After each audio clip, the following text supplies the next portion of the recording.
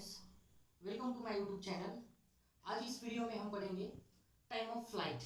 Time of flight मतलब जो projectile motion है उसमें प्रोजेक्ट किया हुआ जो प्रोजेक्टाइल है वो इस पाथ में से जाता है। आखिरी वीडियो में हमने उसके जो ट्रेजेक्टरी होता है उसका जो पाथ होता है उसका इक्वेशन फाइंड किया था।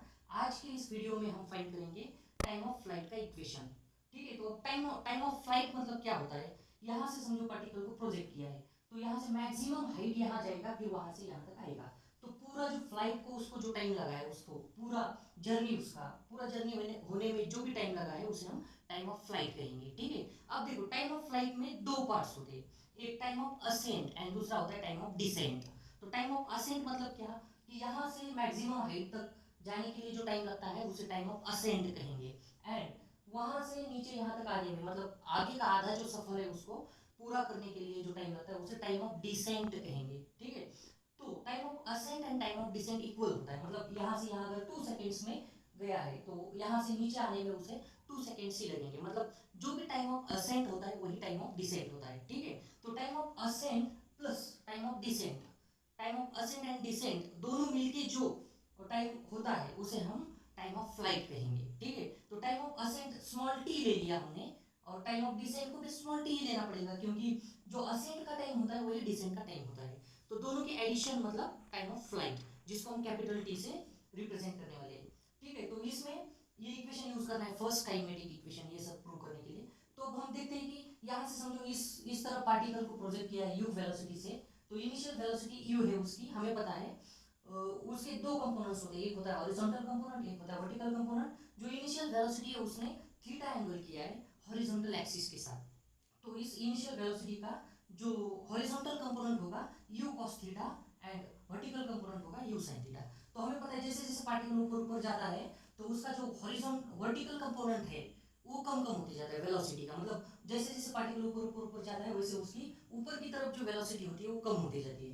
एंड जो हॉरिजॉन्टल स्पीड है उसकी वेलोसिटी है वो उसमें चेंज नहीं होता क्योंकि उस डायरेक्शन में कोई फोर्स नहीं है, वर्टिकल डायरेक्शन में फोर्स है। उसको ऊपर जब जा रहा है पार्टिकल तो उसको नीचे की तरफ अर्थ ग्रेविटी से खींचती है, इसलिए उसका वर्टिकल कंपोनेंट चेंज होता है।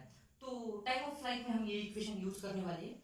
तो इस इक्वेशन में हम लेते हैं, समझो इसमें वो जो हॉरिजॉन्टल कंपोनेंट है वो चेंज नहीं होने वाला, वेलोसिटी का वर्टिकल कंपोनेंट चेंज होने वाला है, इसलिए वर्टिकल कंपोनेंट के लिए ये इक्वेशन हम यूज करेंगे। तो इस इक्वेशन में हम लेते हैं कि सबसे पहले जो असेंट टाइम लगा है उसको टाइम ऑफ असेंट टी है एंड यहाँ से यहाँ तक जाने में स्मॉल टी टाइम, और डिसेंट टाइम भी वही होता है, उतना ही टाइम लगता है वहां से आने में। तो वही, तो दोनों मिलके टी प्लस टी, ये दोनों मिलके टाइम ऑफ फ्लाइट हो गया कैपिटल टी। तो time of flight is equal to time of ascent plus time of descent, और ये फाइनली इक्वल टू हो जाएगा 2t हो जाएगा, टी प्लस टी 2t, मतलब t is equal to time of flight is equal to 2t। और ये आगे इसे हमने ऐसे इस टाइम ऑफ असेंट या डिसेंट की वैल्यू निकालेंगे तो ये 2 इधर डिवाइड हो जाएगा। So small t is equal to capital T divided by 2। तो जस्ट ये हमें यूज करना है इस इक्वेशन में। तो देखते हैं जो वर्टिकल कंपोनेंट है वो वेलोसिटी का चेंज होते जाता है, मतलब कम कम होते जाता है, जैसे जैसे पार्टिकल ऊपर ऊपर जाता है तो ऊपर की तरफ जो उसकी जाने की स्पीड है वो कम कम होती जाती है क्योंकि एक्सेलरेशन नीचे की तरफ है।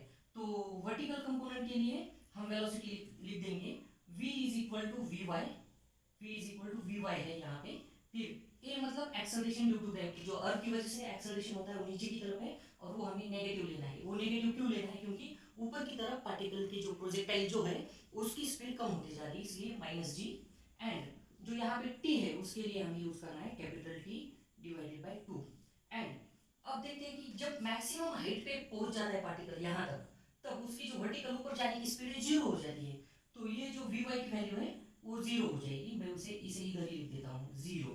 ठीक है, तो अब ये सब इस इक्वेशन में पुट करेंगे तो इक्वेशन ऐसे बन जाएगा V Y is equal to U Y, U मतलब U Y plus A Y and T. अब ये सब वैल्यूज हम इसमें पुट करेंगे तो वी वाई की वैल्यू जीरो है यहाँ से, तो zero is equal to U Y मतलब ये यू वाई इनिशियल वेलोसिटी का वर्टिकल कंपोनेंट जो कि यू साइन थीटा है, U sine theta. And A Y मतलब एक्सेलरेशन जो है माइनस जी लेना है एंड स्मॉल टी की वैल्यू लेनी है हमें कैपिटल टी डिवाइडेड बाय 2। अब इसे हम सॉल्व करेंगे, ये नेगेटिव जी टी बाई 2 जो इस तरफ आएगा तो पॉजिटिव हो जाएगा, तो ये ऐसे आ जाएगा capital T into G divided by 2 is equal to ये U sine theta, U sine theta. और फाइनली हमें टी का इक्वेशन बनेगा, ये 2 मल्टीप्लाई होगा, ये जी डिवाइड होगा, तो फाइनली हमें इक्वेशन मिल जाएगा capital T is equal to 2u sine theta divided by G. ये जो जी है डिवाइड हो जाएगा इस तरफ, तो ये है इक्वेशन टाइम ऑफ फ्लाइट का जो हमने अभी प्रूव किया है। तो इस इक्वेशन को हमें बहुत बार यूज करना होता है। नीट एंड जेई के क्वेश्चंस जो होते हैं टाइम ऑफ फ्लाइट पे बहुत ज़्यादा क्वेश्चंस आते हैं, तो उसमें ये इक्वेशन हमें यूज करना होता है। I hope you may have